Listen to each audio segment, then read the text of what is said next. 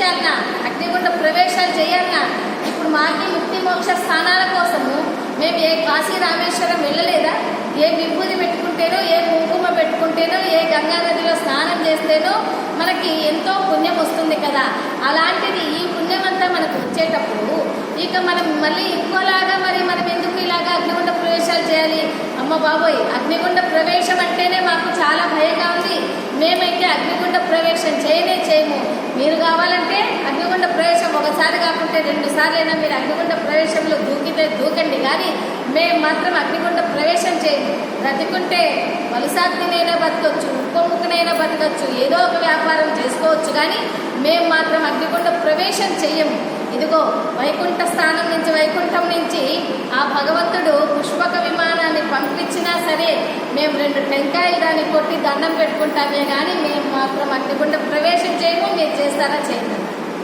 అప్పుడు ఈ మిగతా గోత్రీకులంతా కూడా ఎవరైతే 102 మంది గోత్రీకులు అమ్మవారితో పాటు అగ్నిగుండ ప్రవేశం చేయాలనుకున్నారో వాళ్ళు ఈ 612 గోత్రీకులు మేము ఎవరైతే చేయమని ఊరుకున్నారో వాళ్ళందరికీ చెప్తున్నారు, ఈ దేహము ఎప్పటికీ ఉండేదా?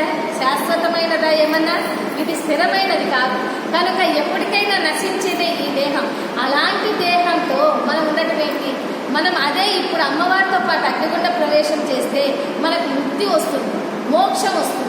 ఇంతకంటే ఏం కావాలి మన జీవితాలకి, మన జన్మకి? ఇదే కదా ధన్యం అంటూ వాళ్ళు ఎన్ని చెప్పినా వాళ్ళు అమ్మ బాబాయ్ ఒక్కసారి మేము ఇలా కళ్ళు మూసుకొని ఊహించుకుంటే కూడా సరిపోయినట్లుగా మేము ఉండలేకపోతున్నాం, మేము అగ్నిగుండ ప్రవేశం చేయము అని అన్నారు.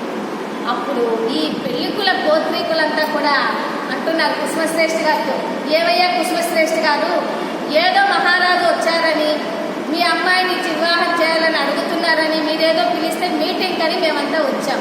మా పనులన్నీ మానుకొని మేము విజయవాడ నుంచి, విశాఖపట్నం నుంచి, అన్నిటి నుంచి మేము రాజమండ్రి నుంచి మేము వస్తే ఇప్పుడు అమ్మవారేమో అగ్నిగుండ ప్రవేశం చేయాలని అనటము, ఆమె చిన్నపిల్ల, ఆమెకు తెలియకుండా అగ్నిగుండ ప్రవేశం చేస్తామంటే ఏదో నచ్చ చెప్పి అగ్నిగుండ ప్రవేశం వద్దమ్మా, ఏదో వివాహం చేసుకో అని వివాహానికి ఒప్పించాలే కానీ ఇలా అగ్నిగుండ ప్రవేశాలు చేస్తారా? ఎవరైనా దేహాన్ని ఇలాగ త్యజిస్తారా?